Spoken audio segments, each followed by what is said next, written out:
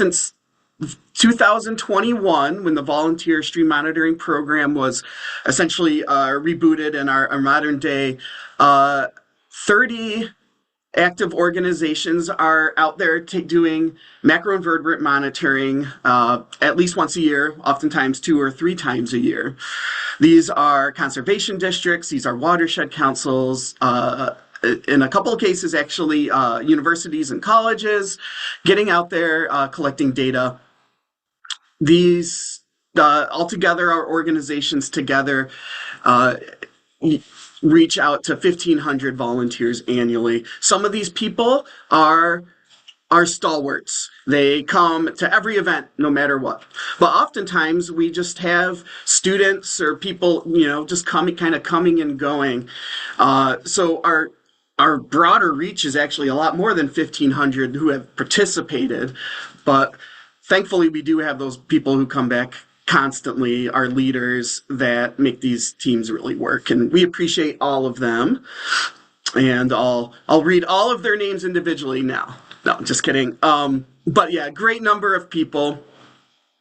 Altogether, throughout the state, we have gotten 407 macroinvertebrate samples in 2025. This is across 292 locations in Michigan. So our groups altogether have identified about 60,000 macroinvertebrates, and all of that data is available. And if you don't know how to get to that data, that's one of the things that Joe will talk about in the MiCorps 101 presentation, our online public database.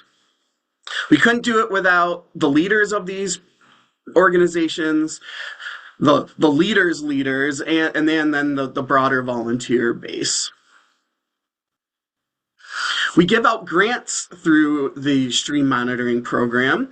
In 2025, we gave out, what's the number here, 8 or 9 grants to these conservation districts and watershed councils to do the monitoring. It was kind of an off year for our grants. We gave out smaller grants to many groups, but in 2026, look for the full $75,000 availability for groups that are just starting out, established groups, or even groups that are just don't even know what they're getting into yet, and we could just give little seed grants to kind of help them start talking and planning and thinking about what it might take to run one of these volunteer-based macroinvertebrate monitoring programs. So there's a wide variety of money that will be available. So look in January on our website, and it will tell you how to apply for one of those grants.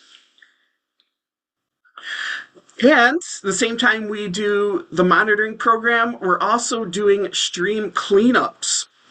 So there's also money available every year to make these stream cleanups happen.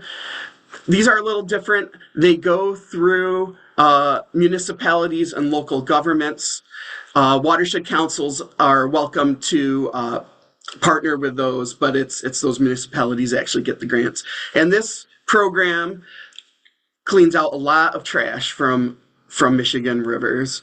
In 2024, which was the last time we had the funding available, we cleaned almost 300 river miles, and we pulled out 38 tons of trash. And you can see some of the interesting finds that people come across there on the bottom. This is just a great way that Michiganders come together and appreciate our rivers. And MiCorps is happy to kind of give some financial support to make sure that those things happen. So if this is the kind of thing your organization may be interested in, once again, check back in January, and we'll on our website we'll talk about how to access that money to make these stream grants, these stream cleanups happen. And with that, I'm going to turn it over to Erick, who is going to talk about the lake monitoring program. Thank you, Paul. As I get my screen up. Everything look good, Paul? Yep, you're good. All right. Well, I just want to echo what Paul put out there right away. Was the MiCorps Cooperative Lakes Monitoring Program is powered by all of you, and it is amazing, as I'll show here shortly, how many of you are involved and how much time you spend. And so I want to give a broad thank you as I enter into recognizing some of our CLMP volunteers by saying thank you to all of our volunteers who spend moments of their summer, hours of their summer, looking over the boat, as you can see here, learning more about their lake, getting engaged, and collecting some really awesome data. Part of MiCorps' mission is to foster water resources stewardship to facilitate the preservation and protection of Michigan's water resources. And when I look at the map on the left, so the map on the left, all the red dots are indicating one of the lakes that has had a volunteer in 2025. And so data has been collected across the state, from the upper parts of the Keweenaw near Lake Superior to the Indiana border. And it's just awesome. I love looking at this number of lakes, but it's tremendous to think about all the individuals at each of these lakes that are stewarding their water bodies, helping to collect that data that empowers great awareness and then also action to move forward on.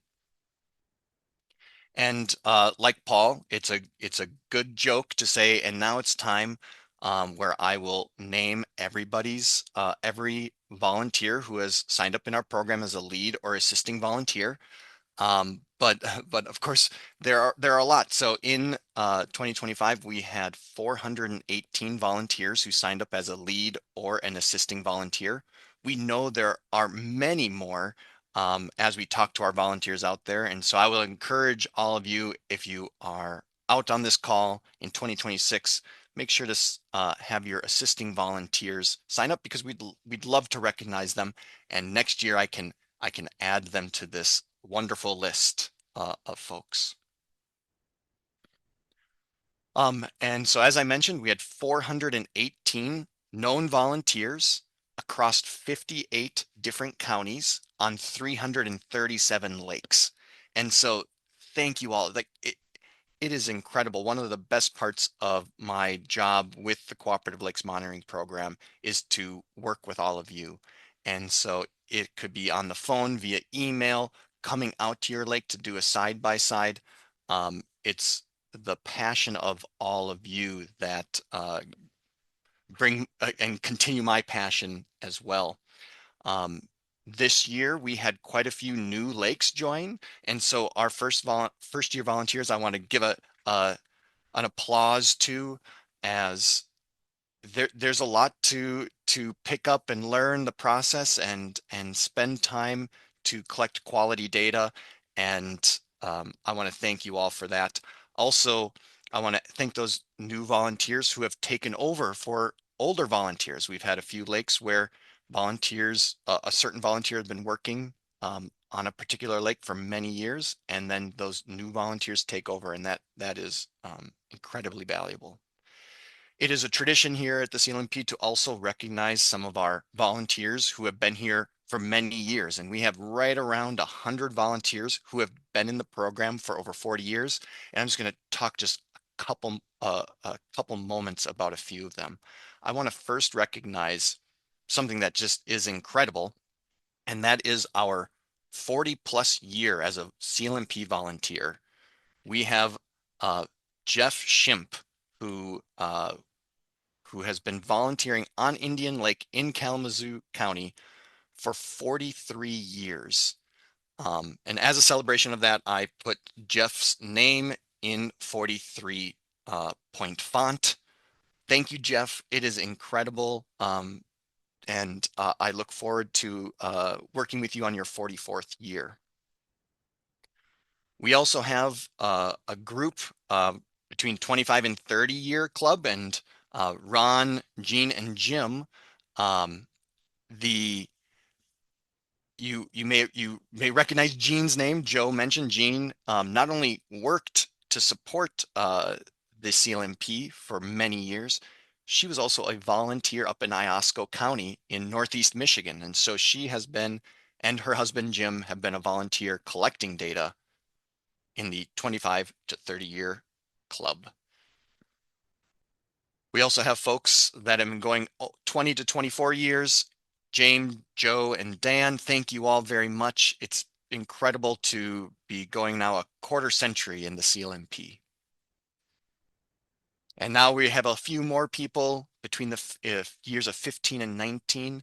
And again, it's great to see this group. You'll be hearing from one of them, Mike Gallagher, later today. But it's incredible. I thoroughly enjoy. I've been working now with the CLMP for a good number of years, and I love interacting with all of you, and I can learn so much myself.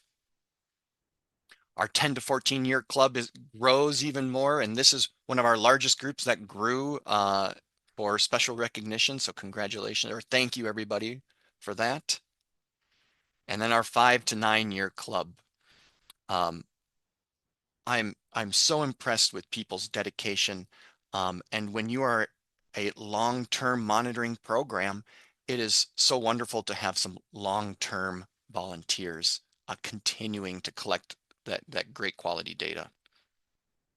And so to kind of end and conclude that message is that thank you to as all of these lakes and lake communities, because it does take generations of volunteers to collect this spectacular data.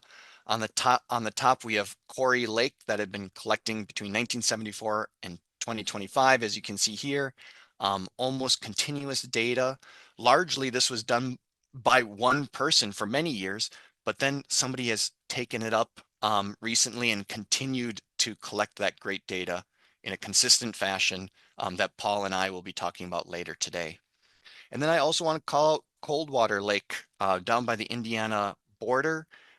They had collected lots of data through time, but then as you can see, they just recently in 2025 came back on board to collect the same data that they were collecting in the late 70s. And this is incredibly valuable, and it just shows how lake communities can come in together and piece together this awesome data set that can tell us so much about our lake ecosystems. And just to finalize, one more thing for generations of volunteers, it's incredible. We have for SecuDisc well over 100,000 rows of data. And this graph here, every gray dot, every gray circle is the average of a lake for Seki for that given year. And then the red line going through there is just indicating a trend line through there. And it's just incredible. Every gray dot, at a minimum, 8 Seki readings every year to create that gray dot. And for all of these years, for all of these lakes. And it does take all of you. Thank you very much for making that happen. And so as a conclusion, Paul and I and the MiCorps team, thank you all. It's really wonderful working with all of you. And I want to do a special message. I just heard one of the great things about being in this program is interacting with all of you and becoming friends and colleagues in lake science. And I just learned one of our good volunteers who I think Paul mentioned had joined in when he mentioned back in 2008, Paul, Tom Tissue, who was a lake volunteer for multiple lakes and a stream monitor. So he thoroughly, he loved data. He loved accurate data and making sure it was collected correctly. And he was a great communicator with a lot of wit and humor. Had passed away recently. And I just want to give a special recognition because it's always wonderful to work with all of you and to spend, some of our good quality years together. So thank you all. Yeah, thanks, Eric. Tom Tissue was a professor, and he was very professorial toward me because he was the experienced and I was a newly starting staff. And it's almost like he couldn't turn off the mentorship. Like he had to do it. He saw me as one of his students, and he would talk to me all the time about data, and I'll miss him a lot. He was a great person.